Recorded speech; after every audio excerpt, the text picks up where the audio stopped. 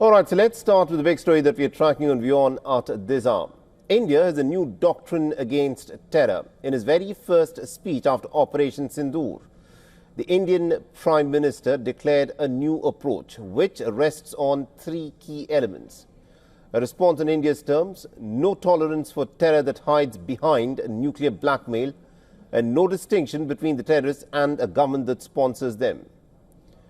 The Prime Minister has also declared that the strikes on terror hubs in Pakistan were not a one-time response, but actually a new national policy against terrorism. He warned that Pakistan must get rid of its terror infrastructure if it wants to be saved, before outlining the key three pillars of India's security doctrine. Any terror attack on India will be met with a strong and a resolute response. The Indian Prime Minister had said that India had merely paused its operations against Pakistan and future action will depend on Pakistan's behavior. He's also warned Islamabad that terror and talks cannot coexist. Now, the Indian Prime Minister said that India had destroyed about 11 military sites and air bases and it eliminated more than 100 terrorists in the strikes that shocked the Pakistani military. But the Indian Prime Minister further said that it was Pakistan that contacted India in desperation after suffering the heavy losses in the first 3 days of the hostilities.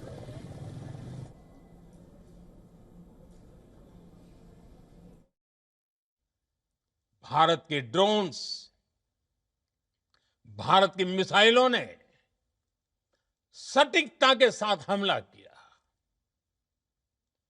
Pakistani वायुसेना के उन airbase को नुकसान पहुंचाया, जिस पर पाकिस्तान को बहुत घमंड था। भारत ने पहले 3 दिनों में ही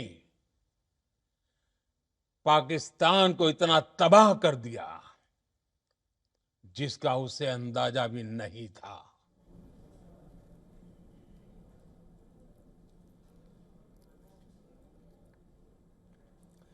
Now, secondly, nuclear deterrence will no longer shield terrorism.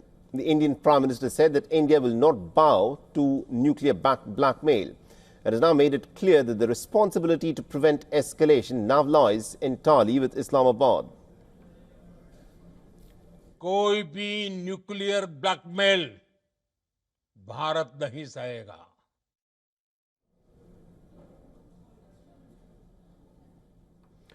Now, the Indian Prime Minister also delivered a pretty stark message that if Pakistan wants to survive, then it must demolish the terror infrastructure that it has been feeding. He asserted that India will not differentiate the terrorists and the government that supports them. पहला, भारत पर आतंकी हमला हुआ तो मुंह तोड़ जवाब दिया जाएगा। दूसरा, कोई भी न्यूक्लियर ब्लैकमेल भारत नहीं सहेगा। तीसरा, हम आतंक की सरपरस्त सरकार और आतंक के आकाओं को अलग अलग नहीं देखेंगे। So, with India suspending the Indus Waters Treaty after the Pahalgam attack, the Indian Prime Minister declared that water and blood, of course, cannot flow together. And the question of diplomacy is stated unambiguously that any future talks with Pakistan will be on the issue of terrorism and on Pakistan-occupied Kashmir and nothing else. Pakistan से बात होगी तो terrorism पर ही होगी। अगर पाकिस्तान से बात होगी तो पाक ऑक्युपाइड कश्मीर पीओके उस पर ही होगी।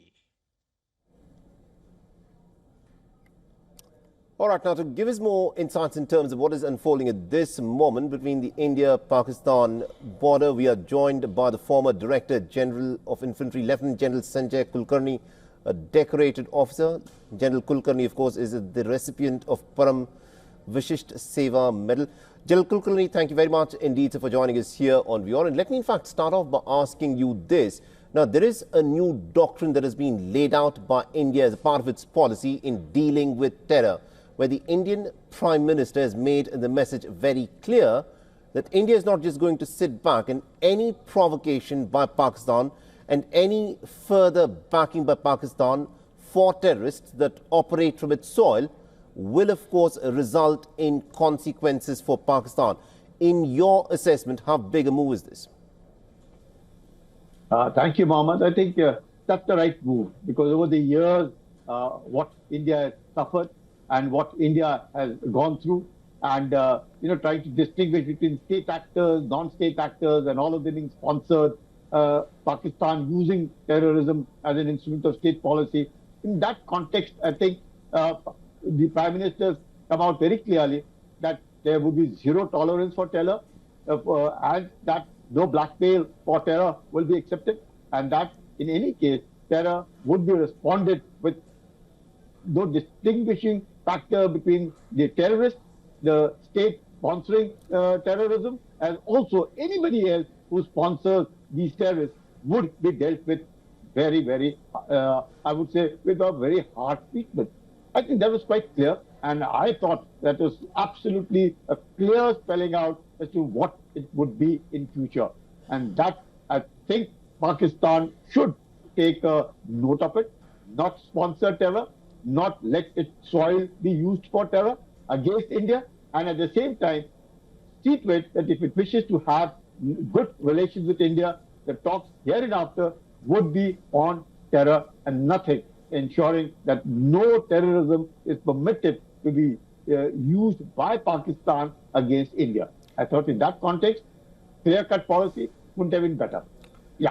Indeed. General Kulkarni, do stay on with this. I'm told that we have my colleague Siddhant Sibil is also joining us in this broadcast. Siddhant, this of course is sending a strong message to India, where the Indian Prime Minister has now laid out the doctrine for dealing with terror that emanates from across the border. And also India has made it clear that any talks with Pakistan will be only on the issue of terrorism and on Pakistan-occupied Kashmir and nothing else. Now, how do the Pakistanis react to this?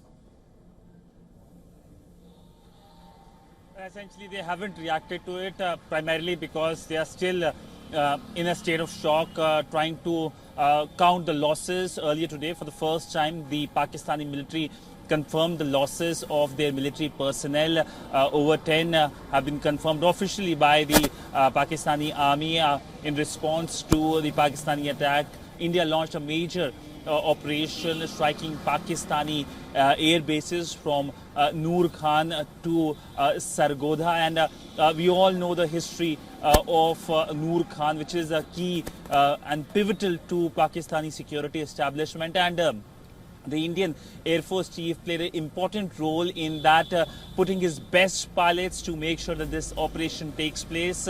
We are also learning that when the operation was underway, the Pakistani Army Chief, Mr. Munir, was in hiding in a bunker. But all in all, we know that when it comes to the new policy of the Indian government, the focus is clearly stated out, especially when it comes to calling the bluff out, when it comes to the nuclear mention, the usage of nuclear weapons. And twice, remember, that the Pakistani establishment has mentioned the use of nuclear weapons, both by the Pakistani Defense Minister on 10th of May morning when the operation was still underway, and earlier we know that it was by the Pakistani ambassador to Russia. But all in all, we know that focus remains as to how the ceasefire continues. Ceasefire or understanding, depending on who you speak to, the terminology will change. Here in India, the focus is that it's an understanding and not a ceasefire. And we have seen certain breaches, first itself on 10th of May when the Pakistani side launched an attack with drones and missiles.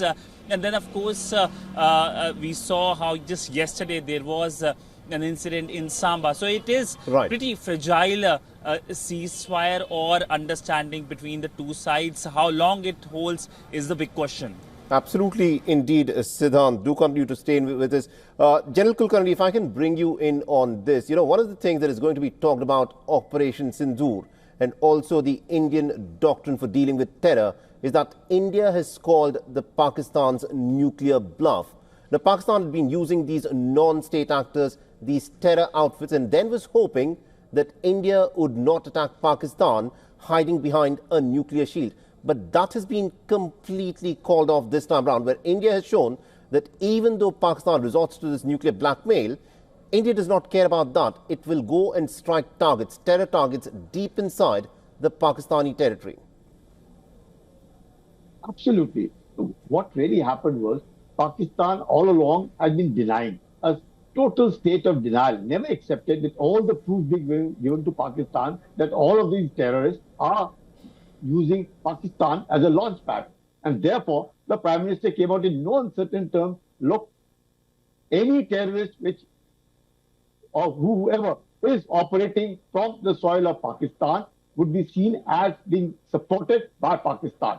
And that was made very clear. And therefore, once you say very clearly, no, zero tolerance for terror, number one. Number two, blackmail. Now, all along, what did the Pakistan government do? We are nuclear. You heard the ministers say that we have 250 grams, 500 grams of the nuclear bombs. We can use them whatsoever and in a manner that we want to do it. That didn't work out. And it isn't there. So it didn't really work out. And so the nuclear blackmail, and under the garb of nuclear blackmail, we continue to use terrorism as an instrument of state policy, not acceptable. So that was made very, very clear. Nuclear blackmail, not acceptable. And third, whoever, a terrorist is a terrorist. And if he's operating from Pakistan or is being supported by any other organization into India, he would be dealt with very, very severely. And that Absolutely. is a very clear message. It couldn't have been most unambiguous, absolutely clear. And therefore, Pakistan now understands, look, they cannot use terrorism as an instrument of state policy. Pakistan cannot continue to say, well, Jaish-e-Mohammed, Hizbul Mujahideen, or for that matter, Lashkar-e-Taiba, or the terrorists, the Resistance Front, Kashmir Tigers, well, we don't know who they are. They're all front. The source of terror is the Pakistan army. And that message was loud and clear in Operation Sindoor. Absolutely. Yeah. I think you've summed it up really well there. Thank you very much indeed, General Kulkarni, and also to my colleague Siddhant Sibil for joining us with all those details there.